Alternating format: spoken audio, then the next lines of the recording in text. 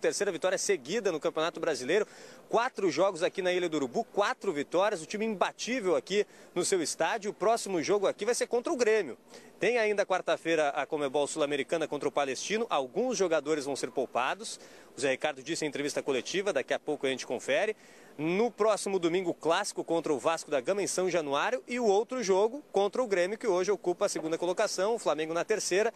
E os jogadores falaram, o Diego falou, o Everton Ribeiro falou também sobre esse rendimento do time que mudou, né? Esse entrosamento, e a jogada emblemática foi o segundo gol, né? O segundo gol na troca de passe, a triangulação, Guerreiro, Everton Ribeiro e também o Diego. O Flamengo construiu essa vitória em 4 minutos. O primeiro gol do Guerreiro de falta aos 37, o segundo gol com essa jogada aos 41 e o Flamengo conseguindo aí, portanto, a sua terceira vitória seguida no campeonato. O Paulo Guerreiro chegou a 4 gols no Campeonato Brasileiro, o 17º dele na temporada, e o Zé Ricardo enalteceu a eficácia, né, do ataque do Flamengo, porque não teve tantas oportunidades, na entrevista coletiva que a gente vai conferir agora. Lembrando que antes o Flamengo faz um treinamento amanhã de manhã no CT do Ninho do Urubu e à tarde viaja para Santiago, no Chile, para enfrentar o Palestino na Conmebol Sul-Americana. Então vamos conferir agora um trecho da entrevista coletiva do técnico Zé Ricardo do Flamengo.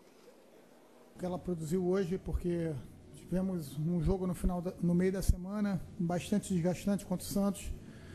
O São Paulo conseguiu ter a semana cheia, então a gente previu um jogo bastante difícil, ainda mais o gramado ficou um pouquinho pesado, né, com as chuvas aí. Então os atletas foram realmente bastante eficazes e fizemos uma partida num bom nível. Acho que a gente está crescendo novamente e só parabenizá-los, porque realmente eu acho que a gente novamente mereceu a vitória. Zé, boa noite. Até pouco tempo o Flamengo passava, né, por uma turbulência, né, pressão. A gente viu que você chegou até a pensar em pedir demissão. E hoje eu vi antes do jogo você e Rogério Ceni, né, você dando um abraço nele. E ele hoje passa por esse momento de pressão. Queria que falasse um pouquinho disso, né, do momento que você viveu lá atrás e hoje também agora vê, né, o técnico do teu adversário de hoje passando por esse momento.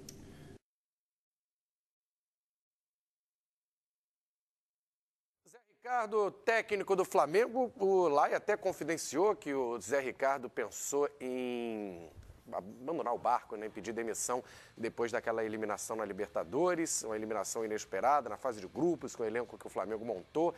Aí depois pegou um Atlético Goianiense, Copa do Brasil, passou de fase, mas o time muito abaixo da crítica, e aí veio aquela derrota para o Sport. Acho que é ali que foi um marco, foi a última derrota do Flamengo.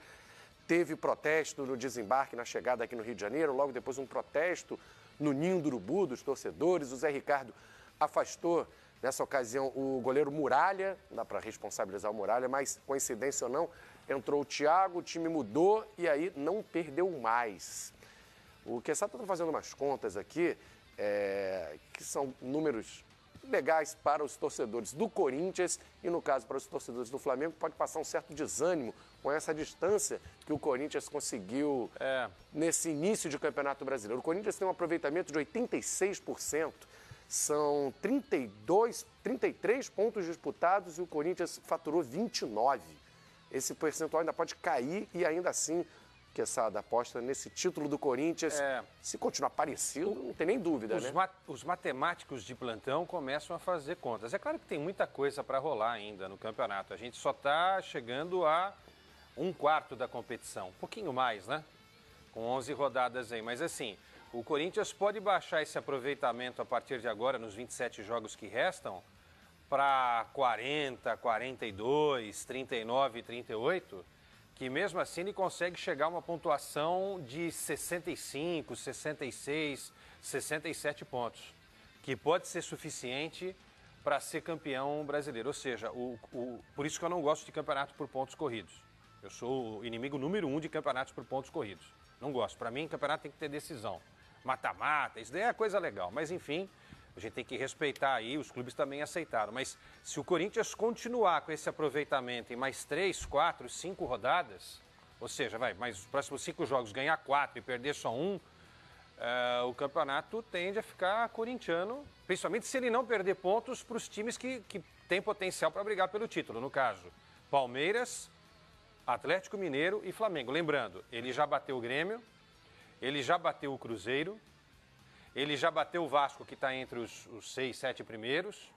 Tem ainda o Santos, ele bateu o Santos. Ou seja, ele está batendo todos os times que estão ali próximos a ele na tabela de classificação. É bom a gente fazer essa matemática para entender como tá fantástica essa campanha do Corinthians com 86% de aproveitamento. Só vou defender que eu, diferentemente do que sabe, eu sou o defensor número 1 no sistema de pontos corridos. Mas a cutucada foi para você. Foi, eu senti, eu acusei o golpe aqui, ele deu um direto em foi mim um Bellator aqui, né? Mas é o seguinte, precisa ver o aproveitamento dos concorrentes. Né? Você vê qual é o aproveitamento do Palmeiras nas últimas 4 rodadas? 100%.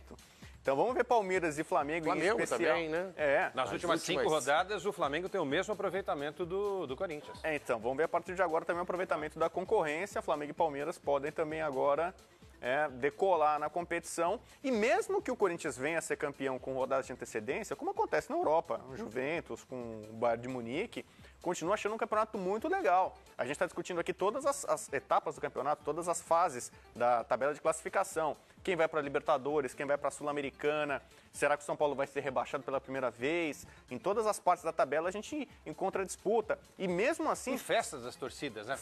Quem foge do rebaixamento, por exemplo, para a Avenida Paulista, para lá a Avenida Principal em Salvador. Olha, em muito caso a festa é maior. E outra coisa, parece que o mata-mata não existe. O que a gente vai mostrar? A gente tem Copa do Brasil, não tem? Temos Libertadores, temos Sul-Americana. Quem é contra o ponto corrido parece que não, olha, eu quero a volta do mata-mata. A gente tem mata-mata um monte no calendário. A única coisa que não é mata-mata é o Campeonato Brasileiro. Então vamos deixar ele bacaninha, privilegiado. Quais são as principais competições do mundo? Copa do Mundo. Ótimo. Responde pra mim. Mata-mata. Não, imagina a Copa do Mundo é outro ponto modelo, corrido. Mas responde pra mim. Copa do Mundo. Mata-mata. Mata-mata. Champions. Mata-mata. Liga da Europa. Mata-mata. Libertadores. Mata-mata. NBA. Mata-mata. Que tem uma fase regular bem chata, né? Então, tem 72 jogos. Exatamente. Né? Ela fica legal um mata-mata chato pra caramba. Só que é o seguinte, todos os torneios que o Quesada citou, você tem os referenciais na América do Sul. A Champions e a Libertadores, a Liga Europa e a Copa Sul-Americana, a Copa do Rei, a Copa da Itália e a Copa do Brasil.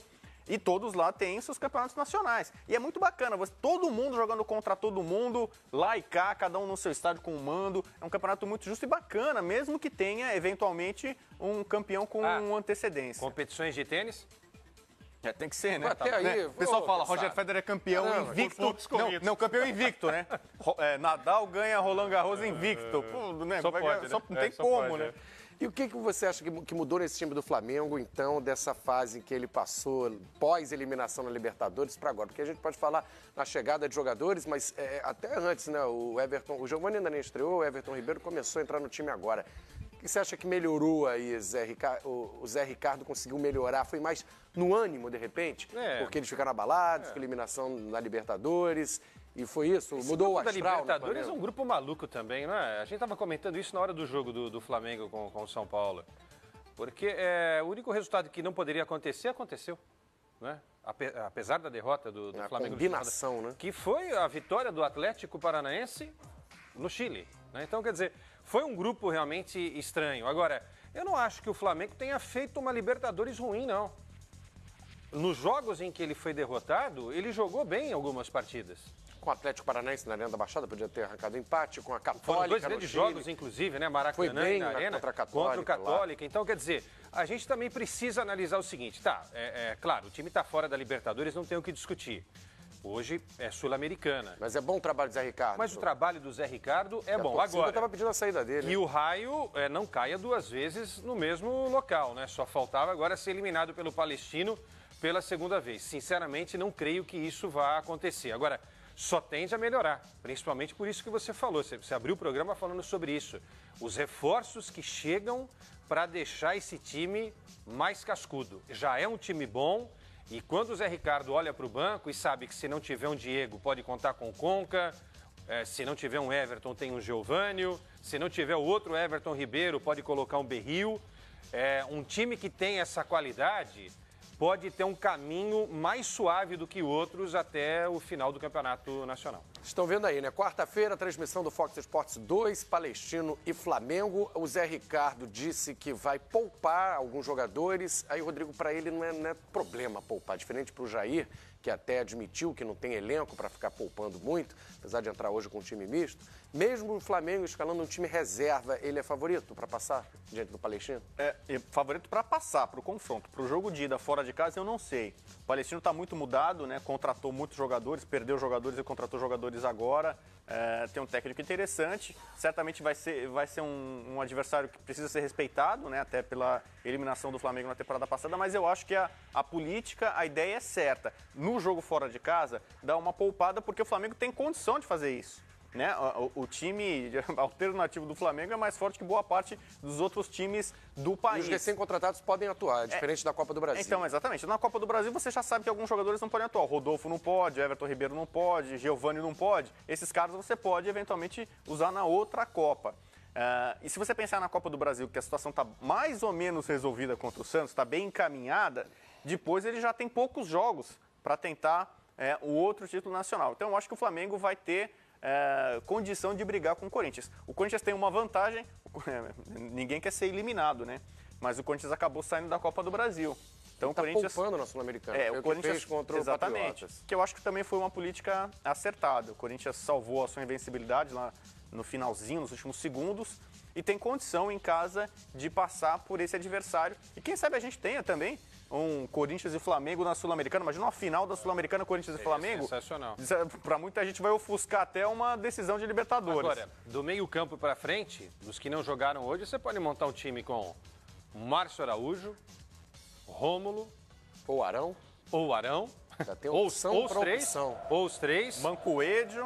Mancoedio, Berril, Muralha no gol. Conca, Muralha no gol e ainda o Leandro Damião no ataque. Rodilindo, René. A zaga tem Juan, que não jogou hoje, né? Exato. Juan, Rafael Vaz, enfim, tem muitas opções o técnico Zé Ricardo.